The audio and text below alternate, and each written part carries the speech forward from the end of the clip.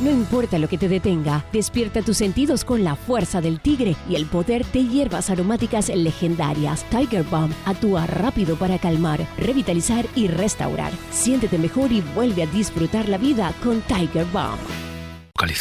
Quiero que saludemos a Javier Calvo, él es jefe de retén de bomberos en Extremadura. Señor Calvo, muy buenos días.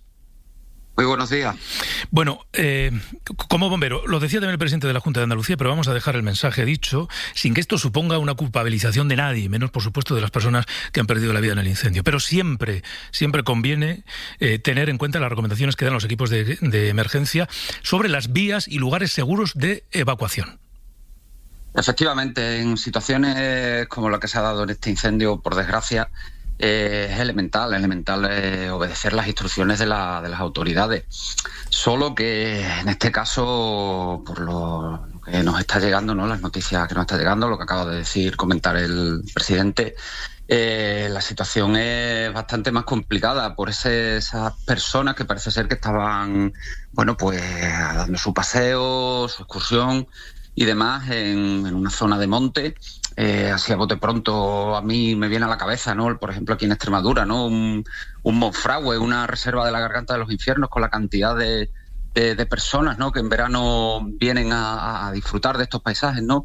Es una situación muy complicada, sobre todo porque en este tipo de incendios tan rápidos, en zonas que incluso podríamos llegar a pensar sin cobertura telefónica y demás adecuada, es muy complicado que incluso esas personas lleguen a tener esas instrucciones, con lo cual podríamos llegar incluso a plantearnos que en estas zonas debería de haber una serie de información previa a esas personas que entran a caminar y demás, solo que en este caso, pues creo que la situación ha sido muy, muy complicada, ha superado cualquier expectativa. Pero fíjese, incluso el idioma, porque 4 de los fallecidos se cree que son ingleses o británicos, porque hay mucho inglés o británico viviendo allí.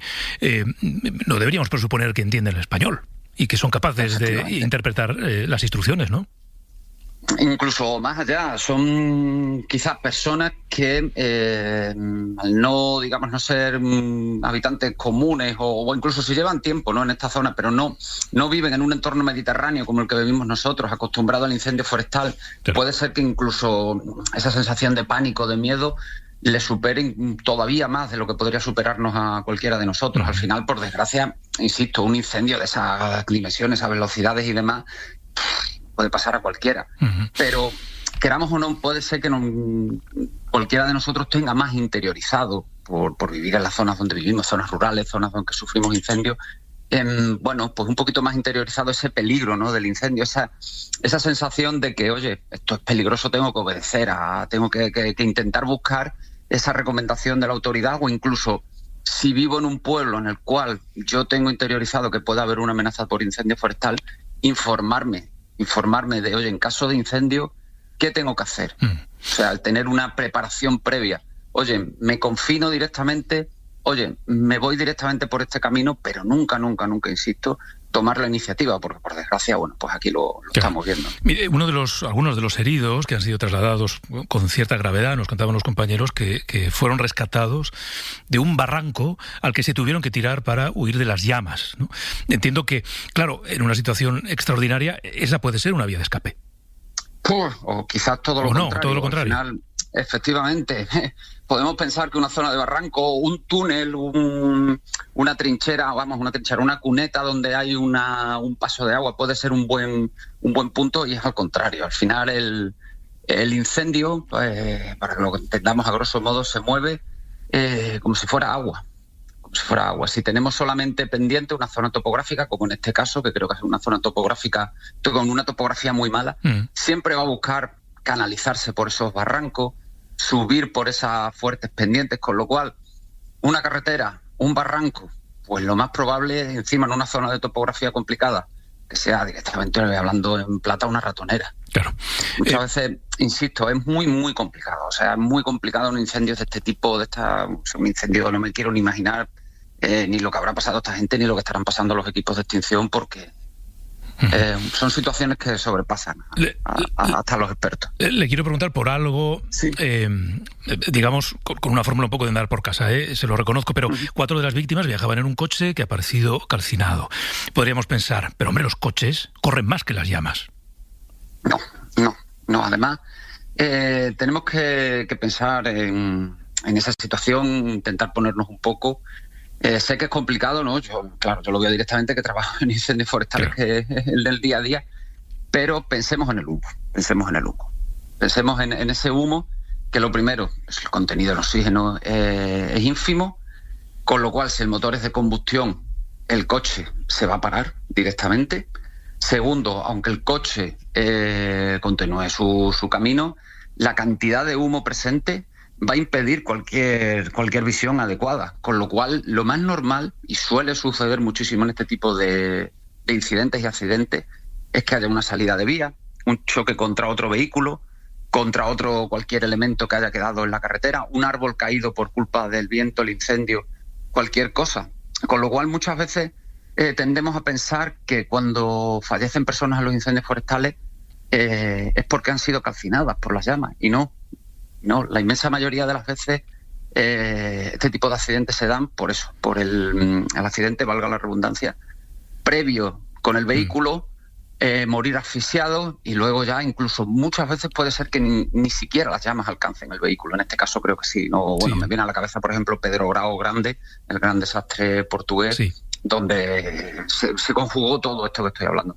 Con lo cual el vehículo efectivamente nos da una velocidad, una cierta seguridad, pero ojo que estas acumulaciones de humo, bueno, pues lo primero que nos van a restar visibilidad, y segundo, insisto, si el coche tiene un motor de combustión, pues se detendrá, terminará por detenerse.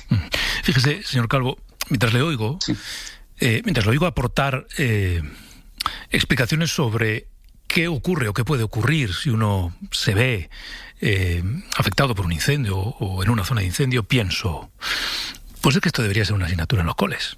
O sea, esto debería, sobre todo en los coles de las zonas donde hay riesgo evidente, ¿no? Se ha mencionado antes, lo mencionamos en la tertulia, tener información y tener conocimientos de las cosas que pueden pasar, ¿no? Por ejemplo, si vas en un coche huyendo de un fuego y el fuego es grande, puede ocurrir que ante la falta de oxígeno el motor se pare porque la combustión no se realiza. Bueno, pues es un conocimiento muy útil. Sí. A mí me gusta muchísimo hablar en términos de convivir con el fuego. Convivir con el fuego, me explico. Al final, en las regiones donde vivimos, el incendio forestal es algo que está presente, no podemos eliminarlo. Podemos combatirlo, sí, pero no podemos eliminarlo. Con lo cual, efectivamente, quizá tanto políticamente hablando como sociedad, incluso como los propios servicios de incendio, deberíamos de pensar en dar en ese paso de ponernos delante de nuestros vecinos, de nuestra población, de nuestros conciudadanos, y hablar en estos términos. Si el fuego está ahí, no podemos eliminarnos, vamos a aprender cómo convivir con él y cómo, en caso de un incendio, por ejemplo, efectivamente saber qué es lo que tenemos que hacer. Tener muy claro, insisto, por ejemplo, en poblaciones, en zonas de alto riesgo, tener protocolos preestablecidos.